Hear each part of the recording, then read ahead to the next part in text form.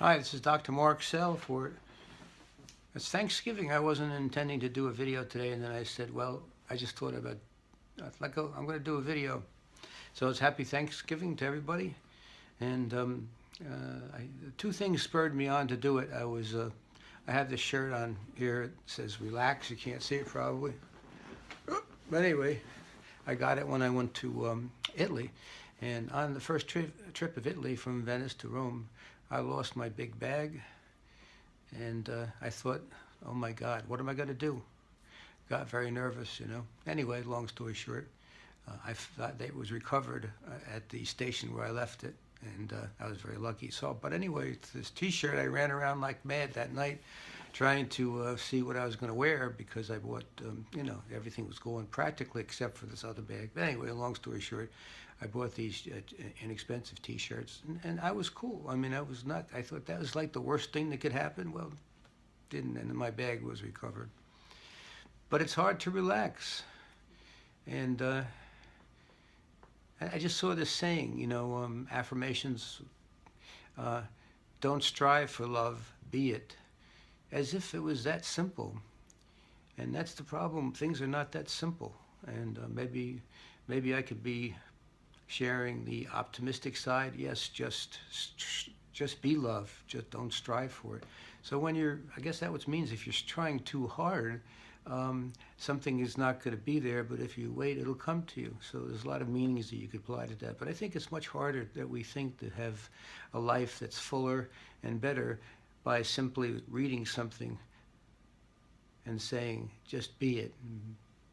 Be more loving, be more positive, have more money, have a better job. It just doesn't come like that. I wish it did. I hope you don't take this as a negative.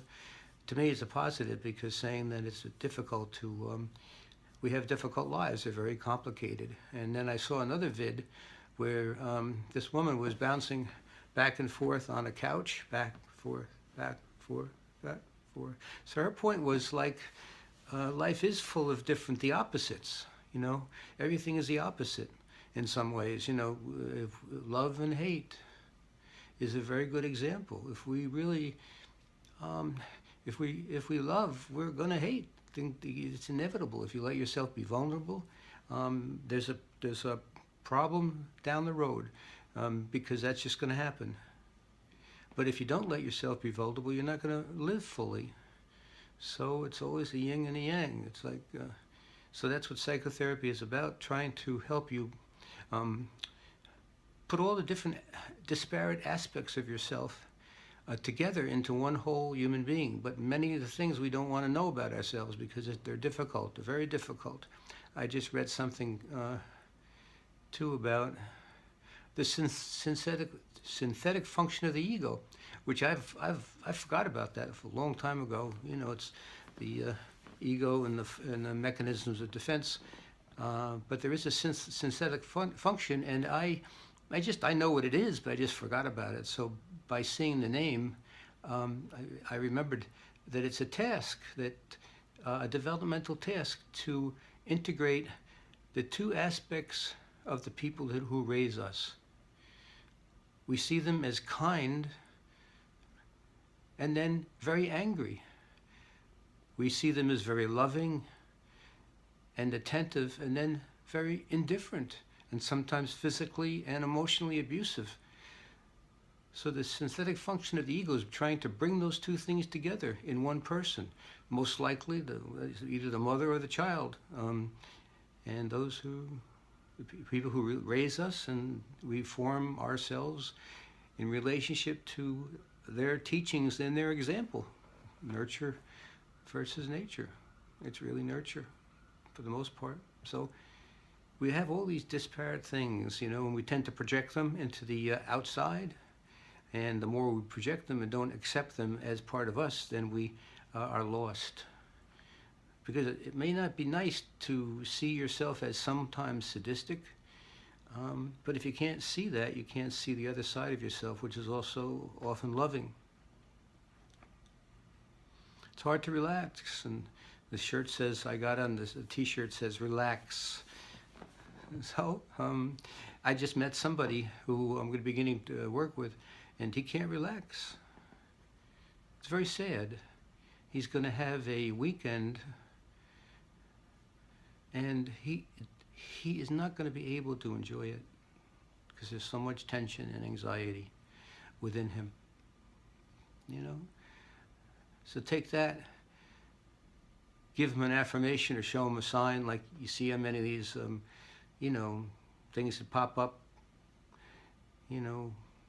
Don't strive for relaxation, just be it. It doesn't have any meaning. It's nice if somebody is right on the verge of being able to accept who they are in terms of being able to be a bundle of anxiety. If they're on the verge of saying, okay, what's that all about? Let's figure it out. And maybe my anxiety is my inability to admit to certain impulses that I have, like an obsessive compulsive defense, hand washing. That drives people crazy. It drives the whole family crazy. It can if somebody washes their hands 20 times a day, because it's a preoccupation with their own self and their defenses, but it certainly is not helping them to be able to be integrated with the family life. One symptom could create havoc. But if you told that person, relax. If only somebody could just have, words like that and affirmations, they could put a book together of them, and you could read them all together, and then supposedly you wouldn't have any problems. But the life is not that simple. We have an unconscious to us, and that's why self-help books are work, but they don't work, because in a self-help book you can't help a person open up to their unconscious by just saying that you have a self-destructive streak in you. You can't do it. It's impossible. We are so complex creatures. If it was that easy, like if you see a man and a woman on the street fighting, right? And he's assaulting her, or she may be assaulting him. You try to break that couple up. Often what you're going to get from the person who is being pummeled is, leave us alone.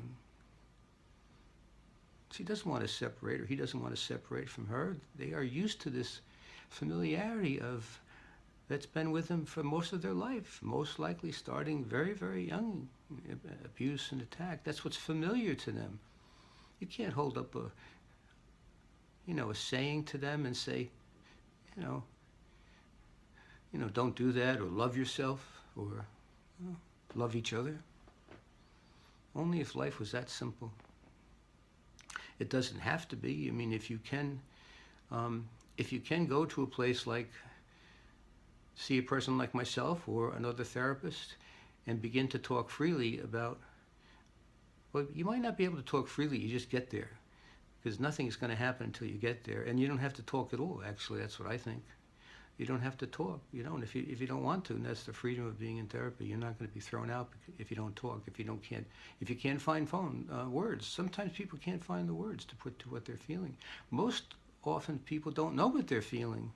So the old standard about therapists asking questions, we were taught that in school years ago. Ask feeling questions. Well, that's okay if a person can know what they feel, but they might not know what they feel, so it might take them some time, a great deal of time sometimes, to know what they feel. So they feel stuck when you ask them a question like that, because they feel dumb sometimes because they can't answer the question, and so just asking the question puts them in a cave, and you don't want to have put them in a cave. They're already in that cave, and they're pretty lonely in there, so they need to find a way to come out of that loneliness and have a person who is going to really listen to them and see their point of view. And even if they don't have words, it doesn't matter, because you can still be here just as long as you're here. That's the big step. Taking a big step to come to therapy. And there are so many. I think it's fascinating, this idea that there's so many aspects of ourselves that we don't know about.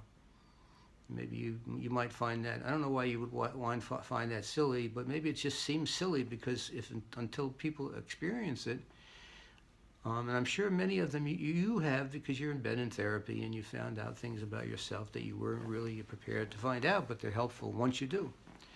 But it's like a whole world, and there was some quote, if you leave if you leave if you leave a place, you'll always leave a part of you behind. And yeah, that's so it's from a book I read. Can't think of the Night Train to Lisbon, maybe. Yeah. So there's so much in us to be discovered, and maybe that it feels like it's romanticizing, discovering yourself, because sometimes the things that we discover, we just our grief, terrible loneliness, anger, helplessness, depression. But if that's there, it's not going to go away if you don't look at it, and it's just going to grow bigger.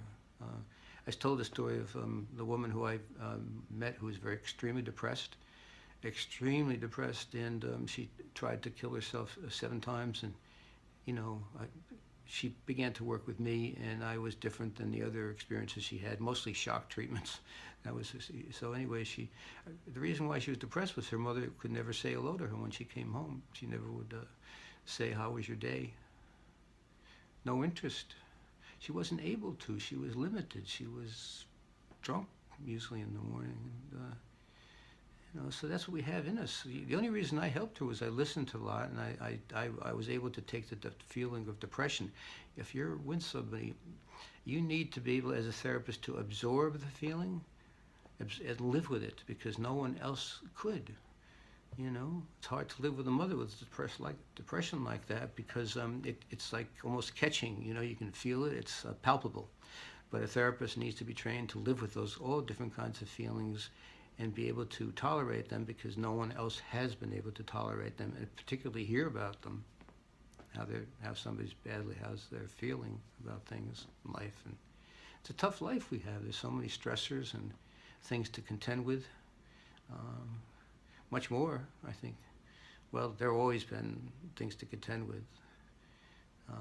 But, it seems like this is a pretty tougher life in a way, because it used to be different kinds of stressors, and now we have other kinds of stressors too that we haven't ever had to experience before in this country anyway, like the possibility of nuclear annihilation. There was always that possibility, but now the way the politicians are stepping up things, it's just, it adds to the stress that we didn't used to have here. We were kind of lucky in this country until 9/11.